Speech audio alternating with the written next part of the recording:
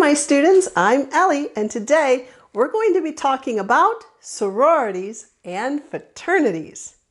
This is a request from one of my Facebook buddies, so thank you for suggesting this video, and I hope you find it useful.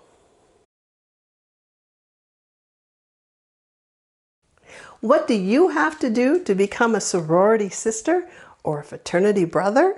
Basically, when you are joining a sorority in college, you have to go through like Brush Week, which is basically like they recruit you and you basically go through this really long process of finding which sorority best fits you. For the guys at least, for me last year, it was like you went to the different houses and you met the guys and you kind of got a feel for them and like what they're about. And frats will have like open houses and like cookouts where like, you know, potential new members will come and like they can meet. And if your school is big on Greek life, like do some research about each fraternity and what they're about. Hazing is defined by the Ramapo Journal of Law and Society as any activity required implicitly or explicitly as a condition of initiation or continued membership in an organization that may negatively impact the physical or psychological well-being. Hazing is like bullying, but it's a little weird. There are strict rules against hazing, and if a chapter does not follow these rules, they could lose their chapter. This happened to a fraternity at Central Michigan University.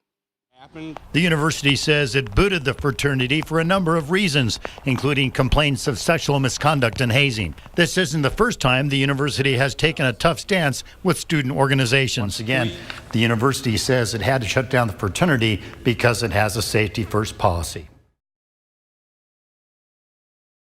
My name is Mariah Lenander, and I'm a sister of Sigma Sigma Sigma.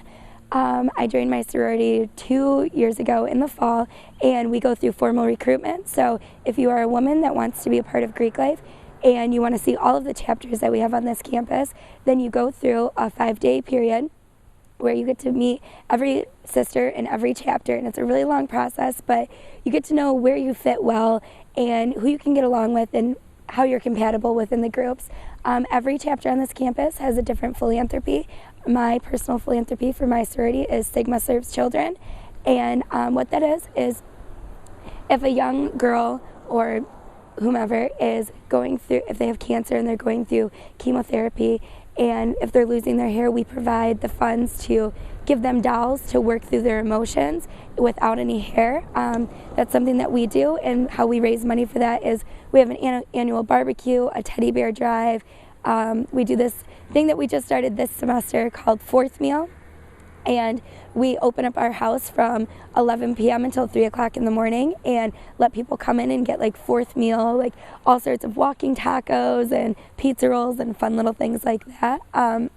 We're affiliated through campus with an RSO, a registered student organization, so that's what we are on this campus. This is one thing that I do like about sororities and fraternities. They do give back to their communities by volunteering their time and doing different events for the community. It's a great way to meet new friends and a great way to network and branch out. We are a social sorority, so we are able to have socials with other sororities and fraternities on this campus, and we have a great risk management program where everyone knows what they have to do when they go out. You have to be 21 in order to consume alcohol at venues, but we are social, so we do have formals and things like that, and that's a lot of fun. It's a great way to bond with your sisters. And those are my friends who are in SIE. I was asked if I had joined a sorority, and the answer is no. I was not in a sorority. I was focused on getting my degree when I went to university. I was involved in some organizations, in some different groups, and I did several internships, but never sorority.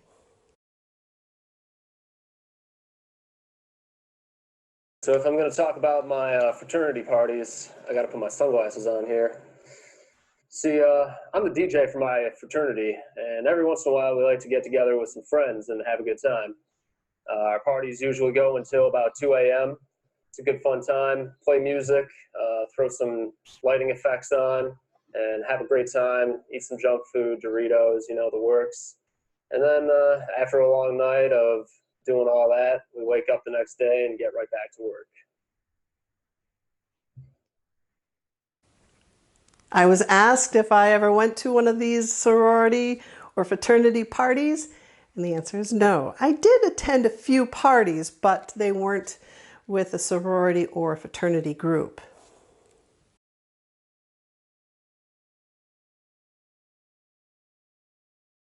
All right, so this is my cure for a hangover the day after a party. It's called the recovery beer. You need to keep it on standby. The second that you wake up, you grab it and you drink it. And I guarantee you that it'll prevent the withdrawal of the alcohol and make you feel a lot better and get you back in shape for the day. You know, we like to have a good time. We're a social fraternity. We get together with these different organizations on campus, whether it be fraternities, or other sororities. But it's something different. It's not where it's all about the partying. It's all about getting to know each other. It's all about the philanthropy. It's all about the community service. It's all about upholding values. That's what the Greek organizations here stand for. So that's a little information for you about sororities and fraternities. I hope you found this information useful and fun, and I'll see you next time. Thanks for watching.